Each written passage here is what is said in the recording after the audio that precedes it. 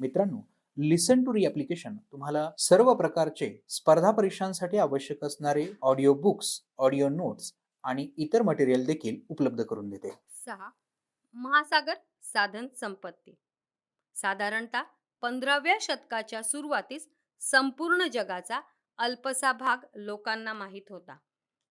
त्यानंतरच्या काळात युरोपियन व इतर भागातील खलाशांनी प्रवास सुरू केला आणि नवनवीन प्रदेशांची माहिती गोळा केली. त्यासाठी महासागरांचा वापर केला. यातूनच महासागरांबाबत कुतूहल निर्माण झाले. शास्त्रशुद्ध पद्धतीने महासागराचा अभ्यास 19व्या शतकाच्या सुरुवातीला केला जाऊ लागला. 1872 ते 1876 या कालखंडात चॅलेंजर या ब्रिटिश जहाजाने केलेल्या जगप्रवासाने एक महत्त्वाची सागरी शोध मोहीम पूर्ण झाली.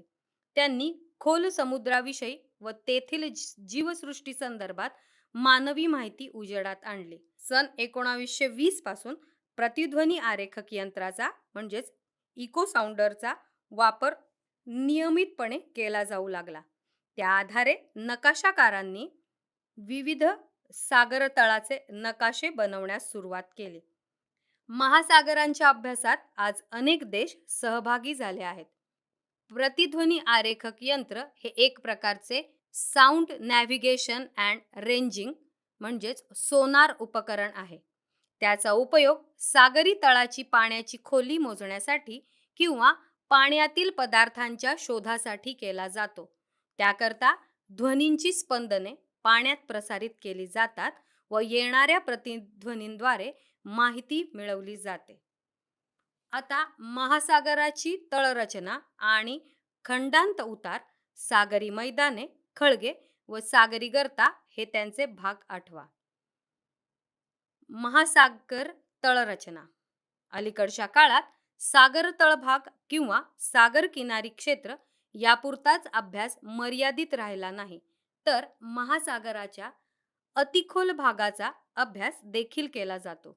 सागर तळांचा मानवाच्या दृष्टिकोनातून उपयुक्त वापर करण्यासाठी अत्याधुनिक संशोधन सुरू आहे. भूखंड मंच, समुद्रबुड जमीन. किनाऱ्यालगत असलेला व जलमग्न भूखंडाचा भाग म्हणजे भूखंड मंच होय.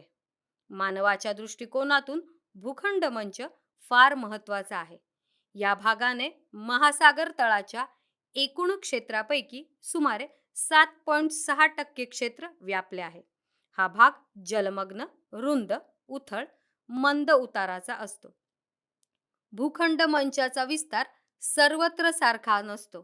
काही खंडांच्या किनाऱ्याजवळ तो अरुंद, तर काही खंडांच्या किनाऱ्याजवळ तो शेकडो किलोमीटर पर्यंत रुंद आहे. उदाहरणार्थ, चिली, सुमात्रा यासारख्या किनाऱ्यालगत हा भाग अतिशय अरुंद तर काही ठिकाणी आढळतच नाही. तर आर्क्टिक महासागराजवळील सायबेरियाच्या किनाऱ्यालगत हा भाग जवळपास 1500 किलोमीटर रुंद आहे.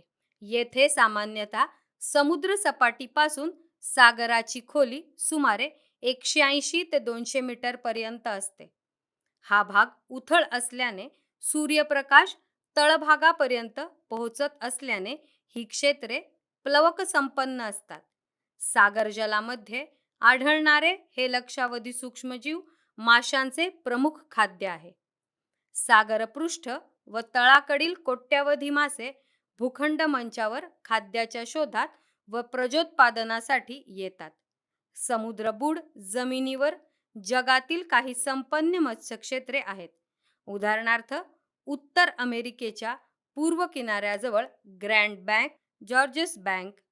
समुद्रबुड जमिनीवर होणारी मासेमारी ही जगभरातील मत्स्योद्योगाचा प्रमुख आधार आहे.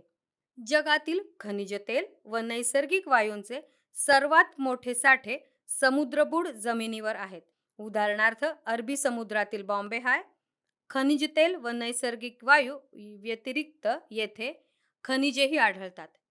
खनिजांचे केंद्रीकरण उत्खनन करण्यायोग्य प्रमाणात झालेले आढळते. उदाहरणार्थ, हिरे, क्रोमाइट, इल्मेनाइट, मॅग्नेटाइट, प्लॅटिनम, सोने आणि फॉस्फोराइट इत्यादी. आमचे असेच ऑडिओ लेक्चर ऐकत राहण्यासाठी तुम्ही या ऑडिओसोबतच्या लिंकवर क्लिक करून प्ले स्टोअरवरून आपले ॲप्लिकेशन डाउनलोड करू शकता. वाळू, दगडगोटे आणि औद्योगिक सिलिका या अतिमहत्वाच्या कठीण खनिजांचे उत्पादन सध्या उपतटीय भागांजवळ घेतले जाते. खंडांत उतार. समुद्रबुड जमिनीचा विस्तार संपल्यानंतर सागर तळाचा उतार तीव्र होत जातो. या उतारांचा कोन 2 अंश ते 5 अंश दरम्यान असू शकतो. अशा उतारांना खंडांत उतार असे म्हटले जाते. या भागात समुद्राची खोली 200 ते 4000 मीटर पर्यंत खोल असते. खंडांत उताराचा विस्तार कमी असतो, तसेच गाळाचे संचयन देखील मर्यादित असते. सर्वसाधारणतः खंडांत उतार ही भूखंडाची सीमा मानली जाते. सागरी क्षेत्राच्या सुमारे 8.5% क्षेत्र खंडांत उतारांनी व्यापले आहे. खंडांत उतारावर मिथेन हायड्रेट ही पाणी आणि मिथेनची संयुगे आढळतात. सुमारे 1400 किलोमीटर व्याप्त कृष्णा गोदावरी उपतट खोरे क्षेत्र मिथेन हायड्रेट ने संपन्न आहे. या उतारांवर उपसागरीय भूस्खलन क्रियांशिवाय सागरी घळ्या आणि हिमस्खलनामुळे तयार झालेली महाकाय पंखाकृती मैदाने यासारखी भूरूपे सुद्धा आढळतात. उदाहरणार्थ आफ्रिकेजवळ कांगो ही सागरीय घळई आढळून येते. सागरी मैदाने. खंडांत उताराच्या पुढे सागरी मैदाने आढळतात. सागरी मैदाने विस्तृत असतात. सागरी मैदानांवर लहान मोठ्या आकारांचे जलमग्न उंचवटे, पर्वत, पठारे इत्यादी भूरूपे आढळतात.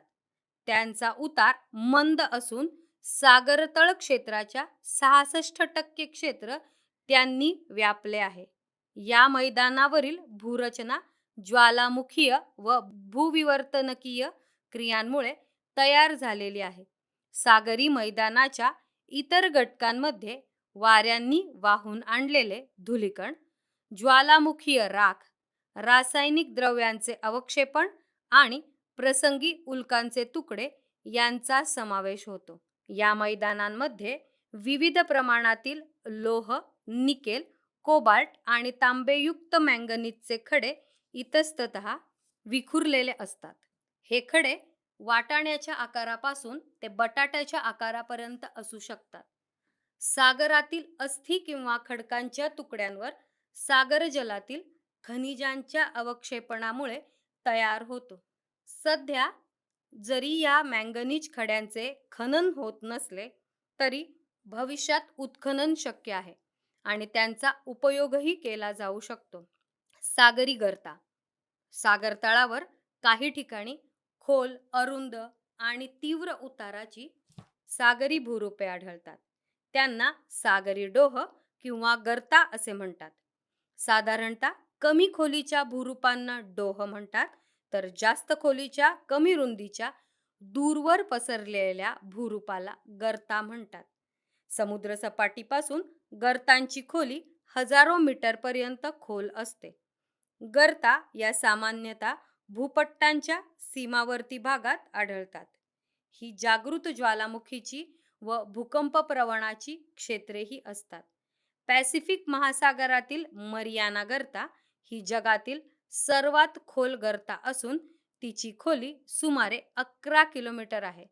तर हिंदी महासागरातील जावा गर्ता ही जवळपास 7.7 किलोमीटर खोल आहे. खोली आणि दुर्गमता यामुळे महासागरीय गर्तांबाबतची माहिती ही मर्यादित आहे. सागरी गर्तांच्या शोध मोहिमा आजही अगदी मर्यादित आहेत. आतापर्यंत फक्त 3च माणसे 6000 मीटर खाली सागर तळापर्यंत पोहोचली आहेत. ज्ञात माहितीतील बहुतांशी माहिती 1950च्या सुमारास 2 महत्त्वपूर्ण नमुना मोहिमांद्वारे मिळाली आहे. जलमग्न रांगा आणि पठार. सागर तळावरील पर्वतरांगा हे जलमग्न पर्वत म्हणून ओळखले जातात. या पर्वतरांगा शेकडो किलोमीटर रुंद तर हजारो किलोमीटर लांब असतात. काही सागरी उंचवट्यांचे माथे सपाट व विस्तृत असतात. त्यांना सागरी पठार म्हणतात. उदाहरणार्थ हिंदी महासागरातील छागोसचे पठार, जलमग्न पर्वतरांगांच्या शिखरांचे भाग काही ठिकाणी सागरपृष्ठाच्या वर आलेले असतात. त्यांना आपण सागरी बेटे म्हणून ओळखतो. आमचे असेच ऑडिओ लेक्चर ऐकत राहण्यासाठी तुम्ही या ऑडिओसोबतच्या लिंकवर क्लिक करून प्ले स्टोअरवरून आपले ॲप्लिकेशन डाउनलोड करू शकता. या बेटांचे विविध प्रकार आहेत. खंडीय बेटे, उदाहरणार्थ मादागास्कर बेट, भारतीय महासागराच्या वायुव्येकडील भाग. ज्वालामुखीय बेट, उदाहरणार्थ हवाई बेटे, पॅसिफिक महासागर. प्रवाळ बेटे, उदाहरणार्थ अल-डॅब्रा बेटे, अटलांटिक महासागर. सागरी उंचवटे हजारो वर्षाच्या संथ प्रक्रियेतून निर्माण झाले आहेत. हे उंचवटे विशिष्ट प्रकारच्या सजीवांचे अधिवास आहेत. संशोधनात्मक अभ्यासातून असे दिसून येते की अशा पर्वतरांगा व बेटांजवळ आढळणारे जीव हे विज्ञान जगताला नवीन आहेत. या गुणवैशिष्ट्यांमुळे जलमग्न रांगांना विशेष पर्यावरणीय महत्त्व प्राप्त झालेले आहे. पर्यावरण अभ्यासक व संवर्धन कार्य करण्यासाठी हे क्षेत्र विशेष आवडीचे बनले आहे. या प्रमुख सागरी भूरूपांशिवाय सागर तळावर सागरी घळ्या, दऱ्या इत्यादी भूरूपे आढळतात. ही सागरी वैशिष्ट्ये आणि भूपृष्ठावरील भूरूपे यातील साम्य तुम्ही आता समजू शकाल. महासागरीय संसाधन. समुद्र तळाच्या वेगवेगळ्या पातळींवर विविध प्रकारची विपुल संपत्ती आहे. या साधन संपत्तीचे जैविक व अजैविक साधन संपत्ती असे वर्गीकरण केले जाते. जैविक साधन संपत्ती. या साधन संपत्तीत मुख्यतः सागरातील वनस्पती व प्राणी यांचा समावेश होतो. महासागरात वनस्पती व प्राण्यांच्या हजारो प्रजातींचे वास्तव्य आढळते. हे मानवासह इतर जीवांसाठी सुद्धा अन्नाचे स्रोत आहेत. मासे हे महत्त्वाचे अन्न व पोषक घटकांचा स्रोत आहेत. प्रवाळ कट्टे महासागरीय परिसंस्थेचा महत्त्वाचा भाग आहेत. माशांशिवाय शंख, शिंपले आणि शैवाल किंवा सागरी तृण महासागरात मिळते. अनेक सागरी प्राण्यांपासून तेल, कातडी, गोंद, पशुखाद्य आणि इतर उपयोगी उत्पादने मिळतात. तसेच औषध निर्मिती उद्योगात सागरी वनस्पतींव्यतिरिक्त मोती आणि प्रवाळांचा मोठ्या प्रमाणावर वापर होतो. सागर जलात वाढणाऱ्या सागरी शैवालांचा अनेक शतके अन्न म्हणून उपयोग केला जात आहे. तसेच त्वचा संरक्षक मलम आणि खतांसाठी सागरी तृणाचा म्हणजेच गवताचा उपयोग केला जातो. सागरी पाण्यामध्ये अतिशय सूक्ष्म प्राण्यांचे प्रमाण जास्त आहे. त्यांना प्लवंक, प्लॅंक्टन म्हणतात. निळे, हिरवे, तपकिरी, लाल, पिवळसर असे विविध प्रकारचे प्लवंक आढळतात. प्राणीजन्य व वनस्पतीजन्य असे याचे दोन प्रकार पडतात. देवमाशासारख्या महाकाय माशाचे हे प्रमुख खाद्य आहे. सागरातील प्राणीजीवन प्रत्यक्ष किंवा अप्रत्यक्षरित्या प्लवंकांवर अवलंबून असते. सागरात व किनाऱ्यावर विविध प्रकारच्या वनस्पती आढळतात. उष्णकटिबंधीय सागरी किनाऱ्यांवर खारफुटी वनस्पती मोठ्या प्रमाणात आढळते. या वनस्पतींचे सागर परिसंस्थेमध्ये अनन्यसाधारण महत्त्व आहे, कारण या खारफुटीच्या आश्रयाने अनेक सागरी जीव राहतात. त्यापासून या जीवांना अन्न मिळते. या सागरी जीवांव्यतिरिक्त अन्य प्रजातींचे वास्तव्य खारफुटीच्या जंगलात असते. उदाहरणार्थ सुंदरबनामध्ये वाघ. खारफुटीच्या जंगलातून इंधनासाठी आणि फर्निचरसाठी लाकूड उपलब्ध होते. तसेच मानवांसाठी अनेक उपयोगी वस्तू मिळतात. ऑस्ट्रेलियाच्या नैऋत्य किनाऱ्यावर ग्रेट बॅरियर रीफ ही पृथ्वीवरील सर्वात मोठी प्रवाळ कट्ट्यांची रांग आहे. ही जगातील नैसर्गिक आश्चर्यांपैकी एक आहे. ही 2010 किलोमीटर पर्यंत विस्तारलेली आहे व या रांगेत 400 पेक्षा अधिक प्रकारचे प्रवाळ आढळतात. ही रांग नष्ट होण्याच्या मार्गावर आहे. अजैविक साधन संपत्ती. जगातील महासागरांमध्ये विपुल अजैविक साधन संपत्ती असून त्यांचे उत्खनन अंशतः झाले आहे. या जैविक साधन संपत्तीमध्ये खनिजे ही मुख्य आहेत. यातील सर्वत्र आढळणारे सोडियम क्लोराईड हे मीठ होय. सागर तळावर अनेक धातू व अधातू खनिजे सापडतात. उदाहरणार्थ पोटॅशियम हे मोठ्या प्रमाणात आढळते. उष्णकटिबंधीय महासागरांमध्ये चुनखडकाची निर्मिती होते.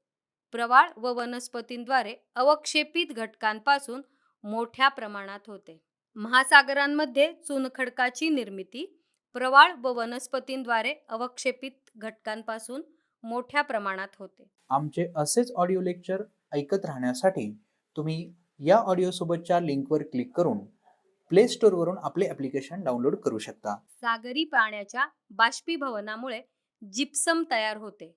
त्याचे खनन करून त्याचे प्लॅस्टर ऑफ पॅरिसमध्ये रूपांतर करून ते बांधकामासाठी वापरले जाते. सागर तळातून युरेनियम मुक्त वाळू, खनिज तेल व नैसर्गिक वायू ही सर्वात महत्त्वाची खनिजे मिळतात. खनिज आणि खनिज तेल मिळवण्याकरता किंवा मासेमारी करता खोल समुद्रात जाण्यासाठी तंत्रज्ञान विकसित करण्याची गरज आहे. जैविक व अजैविक साधन संपत्ती सागरातून मिळवताना पर्यावरणाचा समतोल राखला जाईल याकडेही लक्ष देणे गरजेचे आहे. त्यासाठी शाश्वत विकास व आवश्यकतेनुसार वापर हे तत्व महत्त्वाचे आहे. महासागराचे इतर उपयोग. ऊर्जा. भरती ओहोटी ऊर्जा. भरती ओहोटीच्या आविष्कारातून मोठ्या प्रमाणात ऊर्जा निर्माण होते. म्हणून या भरती ओहोटी ऊर्जेचा उपयोग वीज निर्मितीसाठी केला जाऊ शकतो.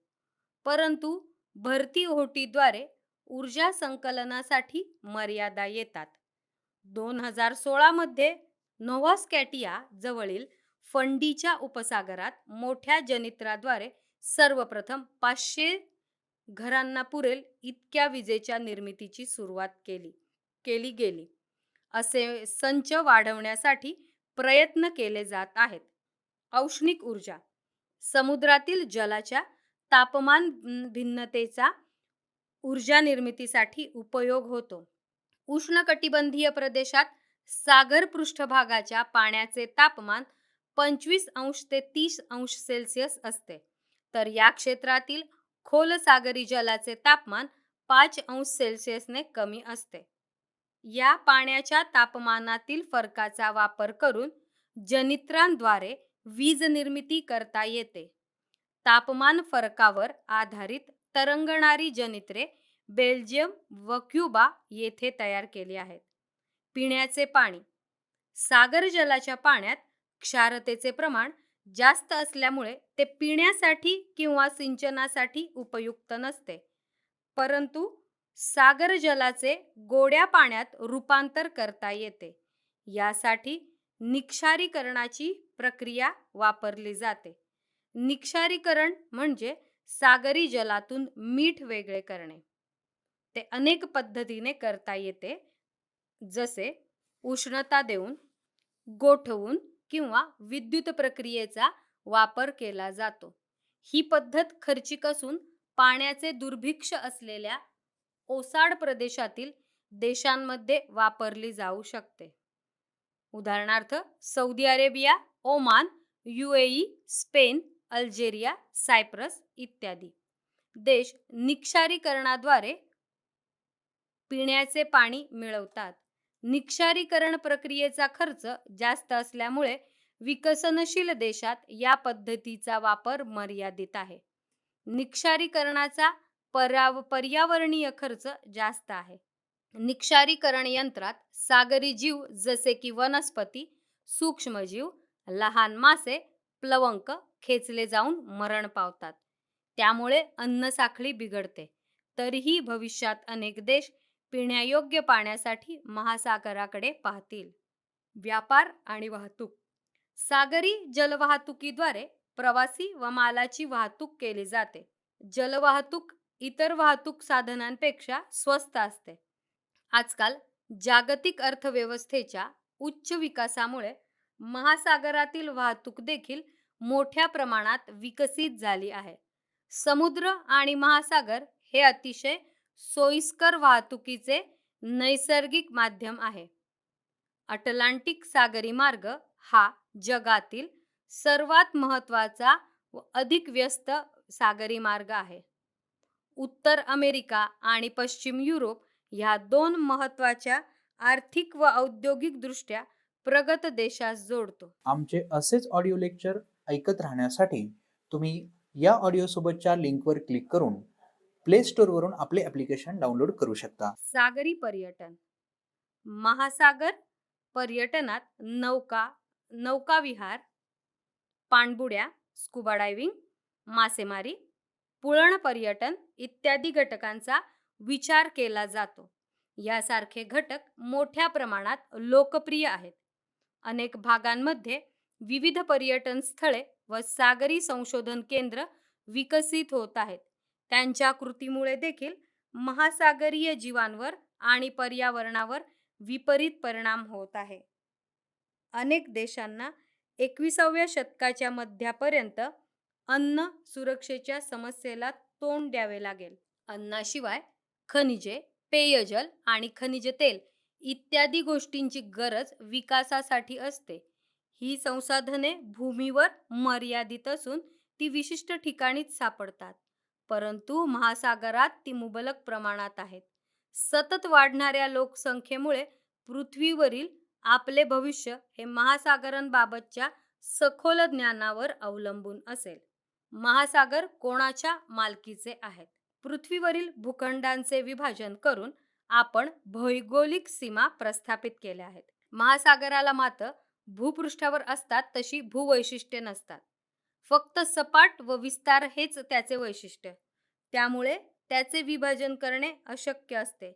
त्यामुळे महासागरावर आपल्या सर्वांची मालकी आहे. जेव्हा जहाजांची निर्मिती केली गेली तेव्हा मानवाला जगाच्या एका टोकापासून दुसऱ्या टोकापर्यंत जाणे शक्य झाले. महासागरावर अधिपत्य असणाऱ्या सरकारांद्वारे असे एकमत झाले की महासागर कोणाच्याही मालकीचे नाहीत. हाच अनौपचारिक करार सागराचा कायदा म्हणून पाळला जातो. सागरी कायद्याच्या संदर्भाने संयुक्त राष्ट्राच्या परिषदेमध्ये आधुनिक मालकी हक्कांची पायाभरणी करण्यात आली. UNCLOS 1982 या कायद्यानुसार देशाच्या किनारपट्टीपासून 12 नाविक मैलापर्यंतचे सागरी क्षेत्र त्या देशाचे प्रादेशिक क्षेत्र म्हणून ओळखले जाते. या व्यतिरिक्त तो देश आपल्या किनारपट्टीपासून 200 नाविक मैल जलभाग विशेष आर्थिक क्षेत्र म्हणून वापरू शकतो. भारतात हा नियम पहिल्या 200 नाविक मैल सागरतळ व समुद्रबुड जमिनीसाठीही लागू आहे. या क्षेत्रात सापडणाऱ्या साधन संपत्तीचा वापर करण्याचा अधिकार फक्त त्या देशांना असतो. हे विशेष आर्थिक क्षेत्र एक्सक्लुसिव्ह इकॉनॉमिक झोन EEZ आहे. आंतरराष्ट्रीय संसाधने. काही आंतरराष्ट्रीय संस्था संसाधनांचे नियमन करतात. 200 नाविक मैल पलीकडच्या खुल्या महासागरी क्षेत्रातील साधन संपत्तीचा वापर करण्याची परवानगी कोणत्याही देशाला आंतरराष्ट्रीय संस्थांच्या सहमतीशिवाय मिळत नाही. जगातील सर्वात खोल पॅसिफिक महासागरातील मरियाना गर्ताच्या तळाशी एक प्लास्टिकची पिशवी मिळाली आहे. ती प्लास्टिक पिशवी 30 वर्षापूर्वी बनवलेली आहे. हे महासागरामध्ये वाढत चाललेले प्रदूषण दर्शवते. जवळजवळ 5000 पाणबुड्या व रिमोटवर चालणाऱ्या गाड्यांद्वारे समुद्र तळावर काय दडलेले आहे हे शोधण्याचा अभ्यास आंतरराष्ट्रीय समूह करत आहेत. मार्च 2018 मधील बातमी. सागरी प्रदूषण. विविध दृष्टीने महासागराचे महत्त्व दिवसेंदिवस वाढत आहे. भविष्यात तर मानव बऱ्याच मोठ्या प्रमाणात महासागरावर अवलंबून राहणार आहे. परंतु अलीकडील काळात महासागरातील पाण्याचे मोठ्या प्रमाणावर प्रदूषण होत आहे. त्यामुळे त्या पाण्याची नैसर्गिक गुणवत्ता नष्ट होऊन ते अयोग्य बनत आहे. तेलवाहू जहाजातून होणारी तेलाची गळती, किनारी भागातील तेलाचे खाणकाम, किरणोत्सारी पदार्थांसारख्या घनकचऱ्याची विल्हेवाट, अणुचाचण्यांमुळे सागराचे पाणी मोठ्या प्रमाणात प्रदूषित होत आहे. नद्यांमधून वाहत येणारे टाकाऊ पदार्थ, किनाऱ्यावरील शहरांमधून सोडण्यात येणारे सांडपाणी, उद्योगातून बाहेर पडणारा टाकाऊ पदार्थांचा कचरा इत्यादी अनेक कारणांमुळे महासागरी पाण्याचे प्रदूषण होत आहे. त्यामुळे महासागरातील जीवांचे अस्तित्व धोक्यात येत आहे. लिसन टू री ॲप्लिकेशन तुम्हाला सर्व स्पर्धा परीक्षांसाठी आवश्यक असणारी ऑडिओ नोट्स, ऑडिओ बुक्स आणि इतर मटेरियल देखील उपलब्ध करून देते. चला तर मित्रांनो, भेटूयात पुढच्या लेक्चरमध्ये. तोपर्यंत धन्यवाद.